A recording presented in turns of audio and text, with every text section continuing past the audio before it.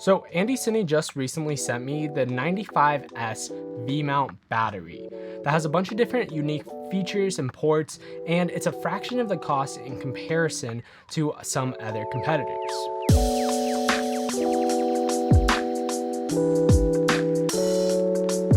So in this package, when it comes to you are getting the V-mount battery itself, the instruction manual, and just a contact us page from Andycine.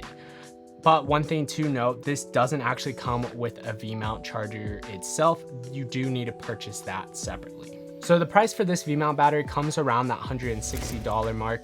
Now, I will say there is a deal on Amazon right now for $30 off, so I would try to take advantage of that if you can. Now, going on to some of the physical features. Starting off with the power button, you power it on, and there is a light bar function that kind of acts like a 0 to 100%.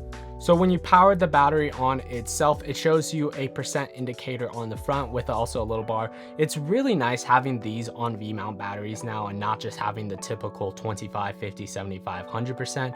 For battery life, I get around 4 to 6 hours of continual use, which is more than enough to get me an entire day from filming. There is 2 buttons on the front. You can long press this button on the right side for DC, and then on the left side, you can press the USB and to turn on the USB. Now, the nice part about this being a 95-watt battery means you can take this on airplanes and travel. I personally only buy 95 to 99-watt batteries because of that reason. On top of the battery, you do have 2 D-taps instead of 1.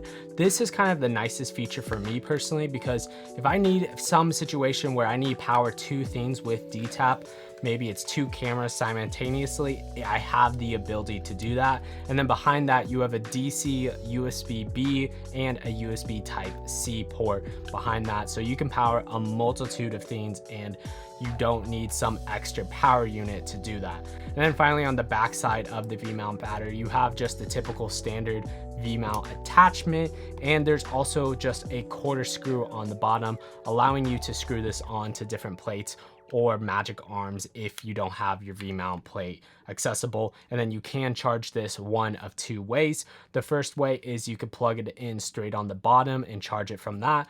Or the second way is you plug it into one of the 2 D-taps on the top with a D-tap charger, and then this will allow you to charge the thing. It is unfortunate you can't use USB-B or USB-C to charge this battery. You do need a D-tap charger or a normal V-mount charger for this battery. One of my last things that I love about this battery itself is the size. It may be bigger other V-mount batteries, but it is way smaller. In comparison, here is a competitor brand, which is just so much larger and so much taller.